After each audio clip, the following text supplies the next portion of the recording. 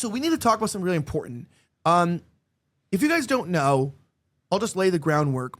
When you are not when you travel a lot internationally, you obviously will always stand out to people who don't travel a lot internationally because not a lot of people do travel internationally. You know, it's a very select group of people, usually who have expendable income, and usually you travel a lot, not just for vacation. It's very obvious if it's just for vacation. But if you have a high profile, let's say social media pages, a large business, governments become interested in what you're doing. They become interested in what you're doing to find out where their tax dollars are going. Are you doing bad business deals?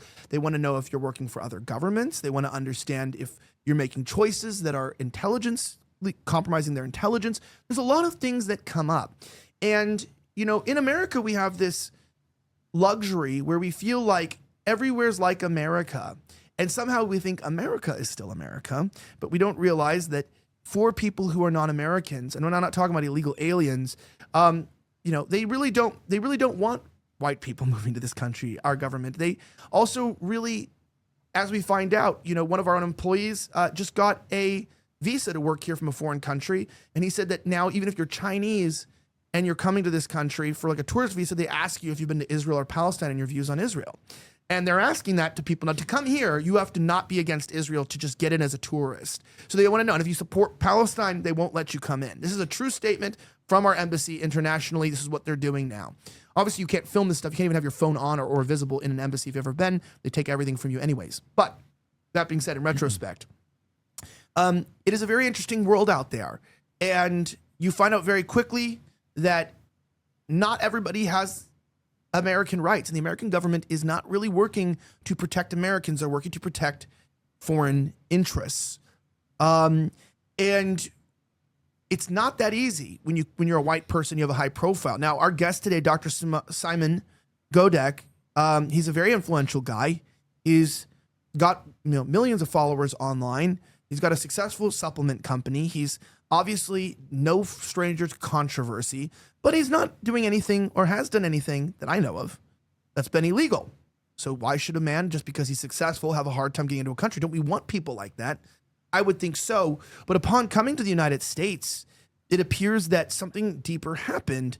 And he saw a side of the U.S. government that he's been warning people about exists. But of course, Americans are so blinded, they don't realize that eventually it's not going to just be non-Americans that this happens to. They will do this to us as well. Doctor, we begin the second segment of the show, going into depth into your story of coming to the United States. Talk to me a little bit about where you came from and what happened when you attempted to come in through immigration. I'm assuming at the Miami airport, correct? Miami International. Yes, this is Florida. This is a free Republican state. Obviously, that's federal property there, but still, you would expect there to be, it's Republican. I think the county went Republican, I'm pretty sure, for the first time in the last election.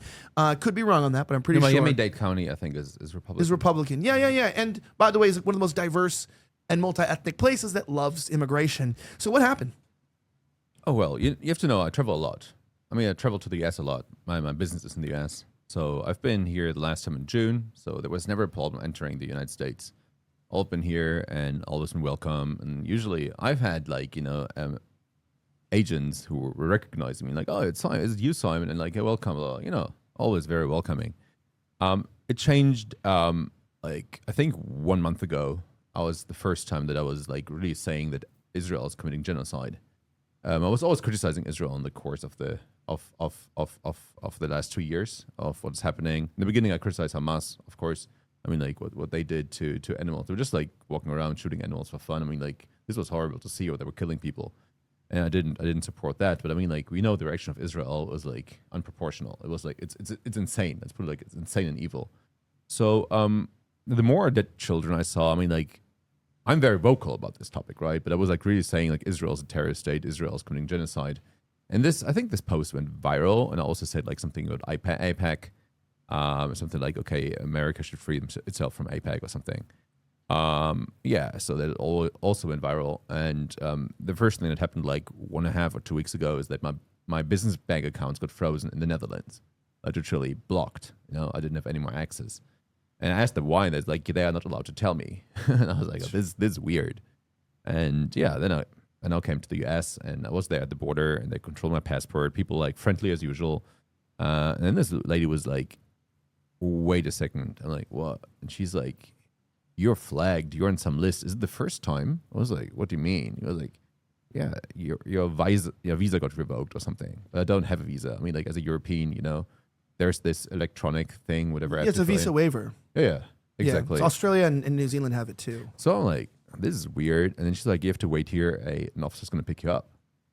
She just said, I'm on a list. So I was like, weird. And so he picked me up and he put me in this room, weird room, cold room, super cold. Like, I don't know, 12 degrees Celsius, which is maybe like 60, 65 Fahrenheit. When they interrogate you, my understanding is they intentionally make it uncomfortably cold. And they don't let you like have a jacket and stuff. They take your stuff from you usually. So they didn't. They didn't take it from you? They didn't take my backpack. They didn't take my backpack. And so you get into this room. Well, they're like 6 counters. And they just call up your name. And they called up everybody. I was the last one in there. So when they called me, I was the last one, right? Everybody got in there, like interviewed for like 1 minute and they left. Mine took 5 hours. And it wasn't just like there.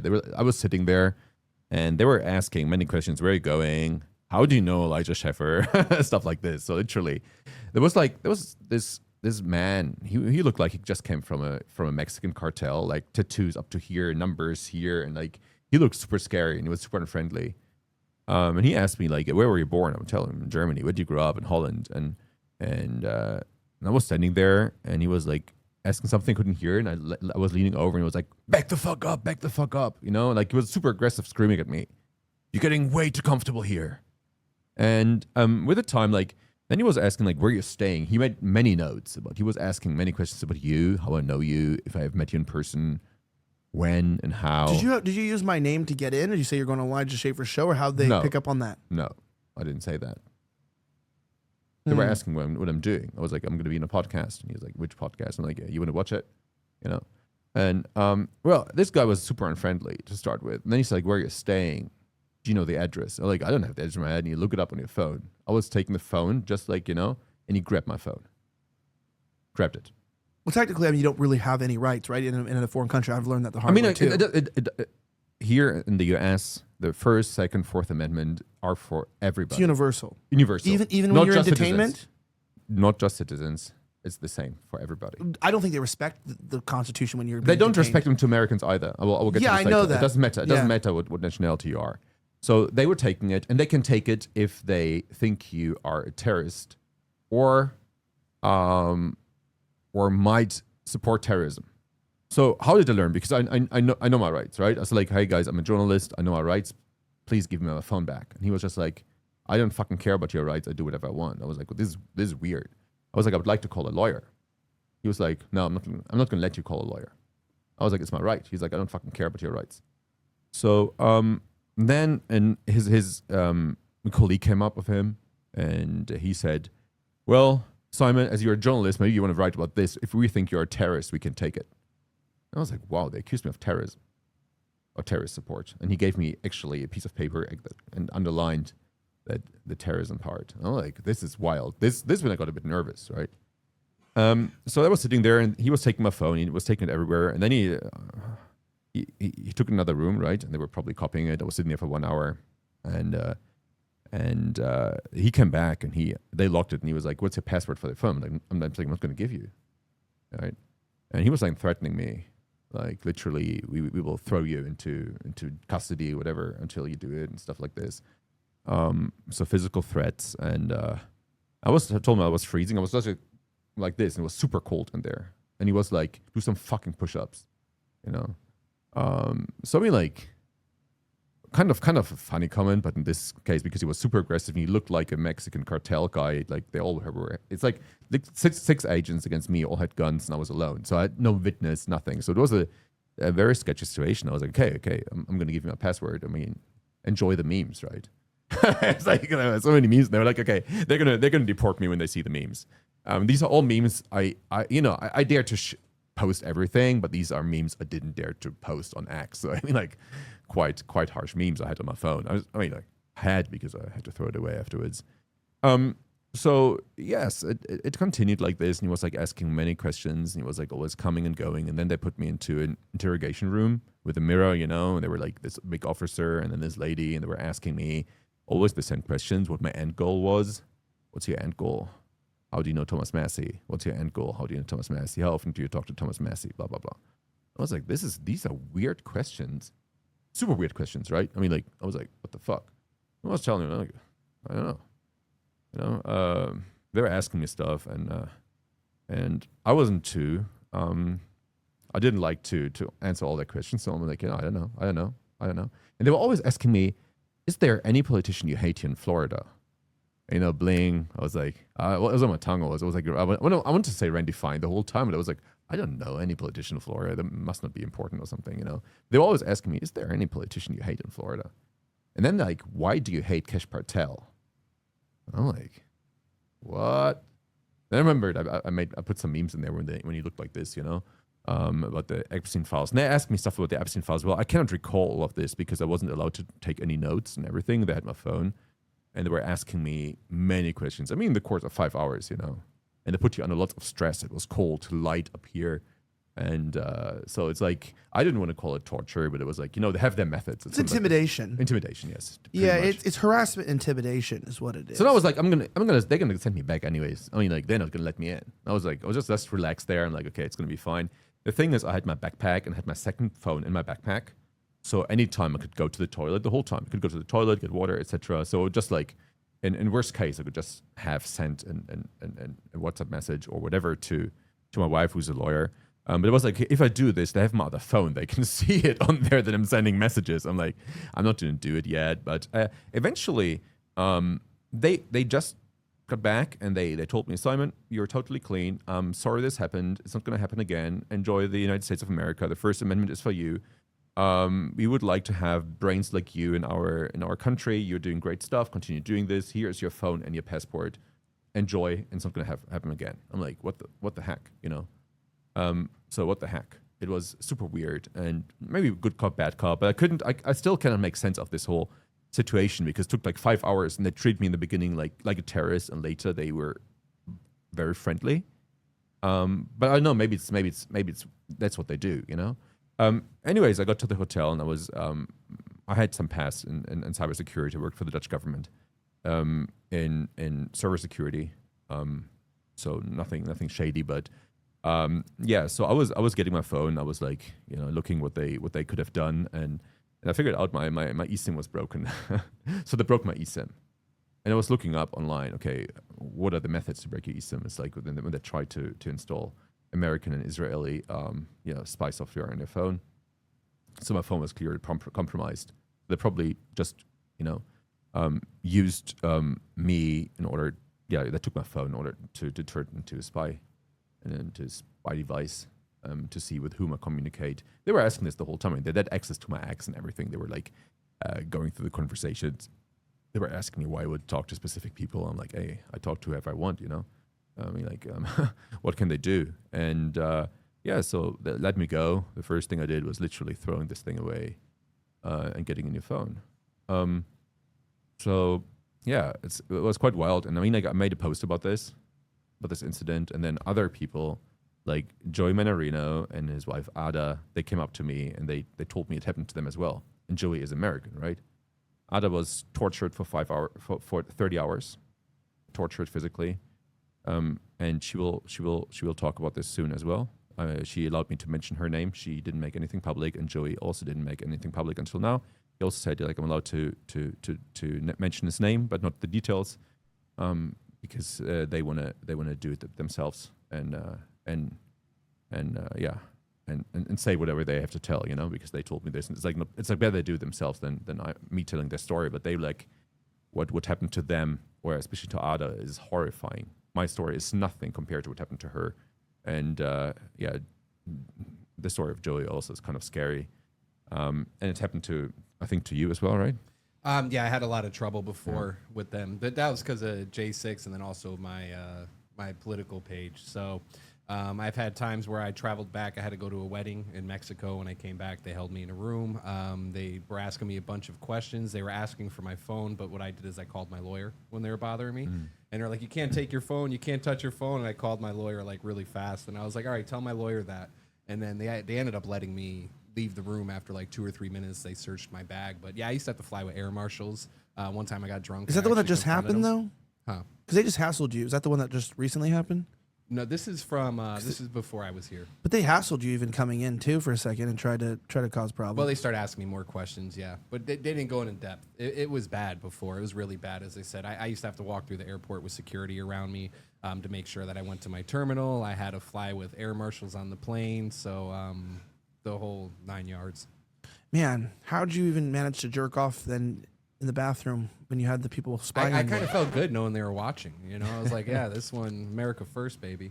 Dude, I thought I'd tell the air marshal, like, yeah, you want to give me a hand? Because if we're gonna be this intimate, usually my travel partners, we usually get intimate together. So if you want to travel here with me and be my air wife, you know what I mean?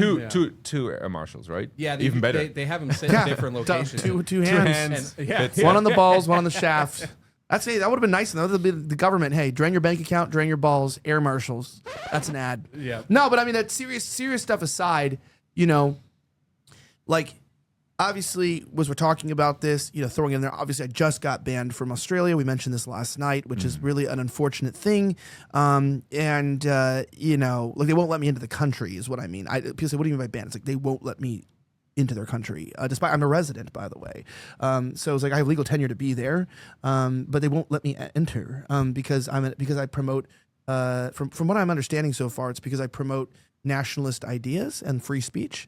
And Chris Minns, the free speech is dangerous. the premier said, I think he responded to it and said, yeah, we really got to make sure that people don't have free speech like Americans because it could make the new immigrants feel uncomfortable. So who cares about the Westerners? It could make Indians feel uncomfortable. Put the immigrants first. Yeah, not the actual. Not the Australians. So even if what I'm doing is helping Australians, it's about protecting the immigrants. And so, you know, it is not. You know, it has been a bit of a interesting thing. And yeah, I'm in contact with Candace Owens about that. I know she's suing them. I'm in contact with the government too. It's not. I'm just a little bit like overworked in my schedule. I'm trying to figure out how to get some time to get my legal docket together to the senators over there. But I am really, really grateful. The fact that, look, it is real. And this is why we're talking about it is real. It is real because who got Candace blocked? It's the Australian Jewish Coalition, you know? And I know that they were behind my issue as well. And that is an unfortunate thing, unfortunate reality, that, you know, free speech and these things aren't. How did you get the hate speech laws in Australia that are the reasons why they don't want me there? It's from the Australian Jewish Coalition. It's literally, that's who it is that even said that the laws don't go strict enough. Like their ADL. Yeah. It's their ADL and they got them pushed through. How do we get the IRHA and all these things pushed here? It's the same people. So, you know, they don't hold our values. These people don't hold Western values of democracy, of representation. You know, you see the way they handled their own country during COVID. You know, they treat them like animals because you're not. They don't have freedom, right? And they don't rule like that. So it is a very strange world. And it's like, you know, it's not about being anti-Semitic. It's not about, you know, these types of things. But when, you know, like I mentioned, I've gotten sued for anti-Semitism before. And, you know, they tried to make it like a Me Too thing, but it was really, if you read the actual lawsuit, it was about anti-Semitism. And they used the Me Too thing to get the lawsuit put in. And then you find out it was a Jewish lawyer, a Jewish legal team that assumed the costs and, you know, got this chick to do this thing and put it up. And it was all about Nick Fuentes in Israel. This thing, there's like pages on it, on how, like, you know, the anti-Semitism, you know, point to the doll, you know, where Nick Fuentes hurt you, you know what I mean? And you really see this thing, you know, and then it's like, I was like thinking, I'm like, man, why would this person sue? Like, I treated this person well. And then I get to page 2 and it's like anti-Semitism. You're like, what does anti-Semitism have to do with sexism? Like, that doesn't make any sense because you're not even Jewish. Why are you bringing this up? And why is there all this stuff about how, you know, Nick Fuentes gave you vertigo and you cried and stuff? And it's like, Kurt, this guy. Yeah. Oh, he's in charge of this lawsuit. Oh, they're assuming. Okay. Now it's all making sense. No one cares about anything. They just they're just mad at Nick and people who support free speech and stuff. And so you start seeing a lot of these patterns that appear, right? You're noticing these patterns.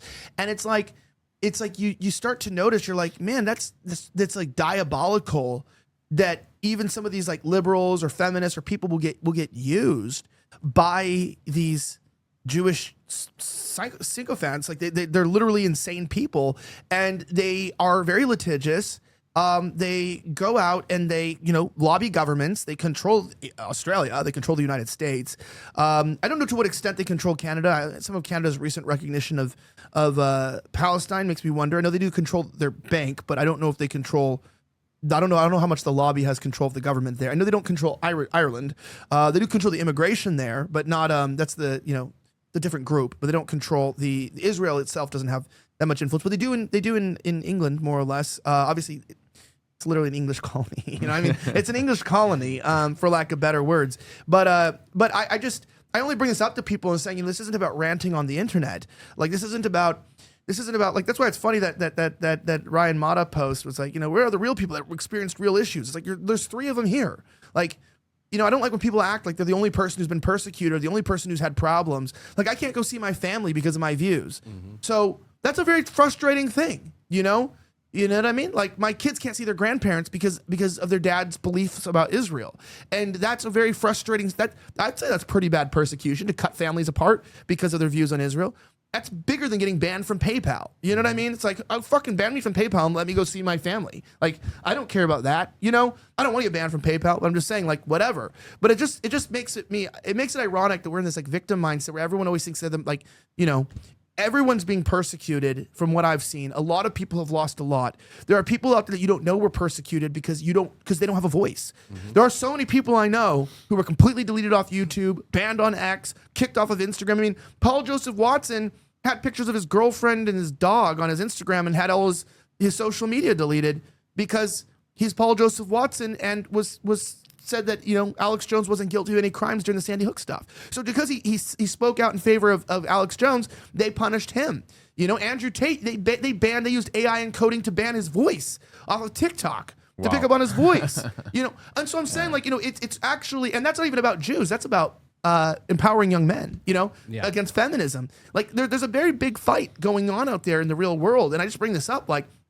That's why I don't join any cults or followings, and I don't even understand what that post was about me because it's like, the amount of money and things I've lost. I mean, shoot, I told you I've lost over 7 figures just by refusing to renege on the things that I've said. I mean, I had a multiple $300,000 deal I lost with a coffee company just because I wouldn't delete a tweet. I mean, it's like, oh, what have you lost? Well, in one night, over $300,000. That's a lot of money to lose for not capitulating on your beliefs.